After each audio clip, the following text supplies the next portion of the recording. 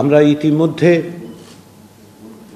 ৩৯টি দলের কাছে থেকে মতামত চেয়েছিলাম, ৩৫টি দলের কাছ থেকে মতামত পাওয়া গেছে। তারই ভিত্তিতে আমরা এই পর্যন্ত ১৯টি দলের সঙ্গে আলোচনা করেছি।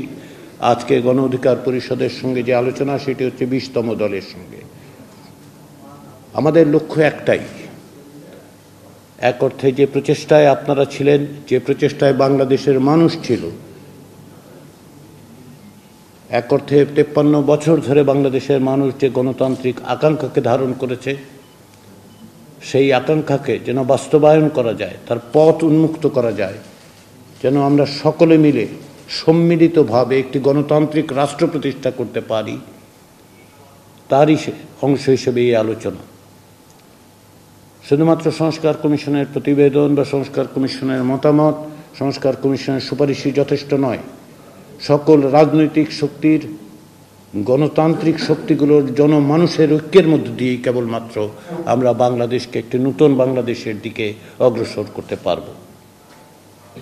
কেবলমাত্র কাগজে আমরা কি লিখছি তা নয়, চর্চার মধ্য দিয়ে, অঙ্গীকারের মধ্য দিয়ে, প্রতিশ্রুতির মধ্য দিয়ে আমাদেরকে এই কাজে অগ্রসর হতে হবে।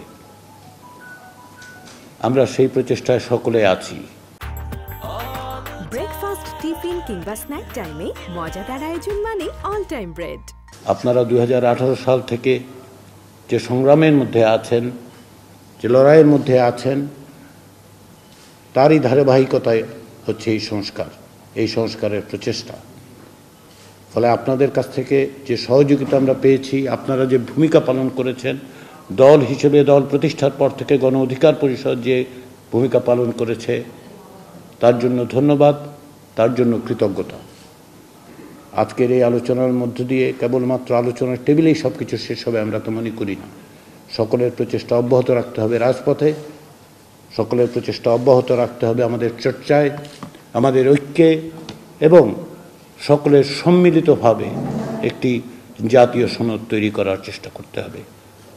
ঐকমত্য কমিশনের লক্ষ্য হচ্ছে এই জাতীয় সনদ তৈরি করা, যাতে করে ক্ষমতার বিন্যাসে পরিবর্তন ঘটে, যেন বাংলাদেশ তার সমস্ত সম্ভাবনা নিয়ে জাগ্রত হতে পারে। আপনাদের নেতৃত্ব একসময় সেই পথ দেখিয়েছে, লক্ষ লক্ষ মানুষ তাতে যুক্ত হয়েছে পরবর্তী সময়ে, এই ধারাবাহিকতাকে অব্যাহত রেখেছে। আপনারা নিপীড়ন, নির্যাতন স্বীকার করেছেন, বরণ করেছেন।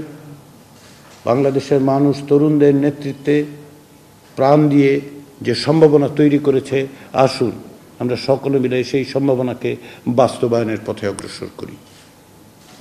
সেই পথে, সেই প্রচেষ্টায় আমরা সকলে একত্রিত আছি, একত্রিত থাকব, একত্রিত থাকার তাগিদটা আমরা সবসময় জারি রাখব।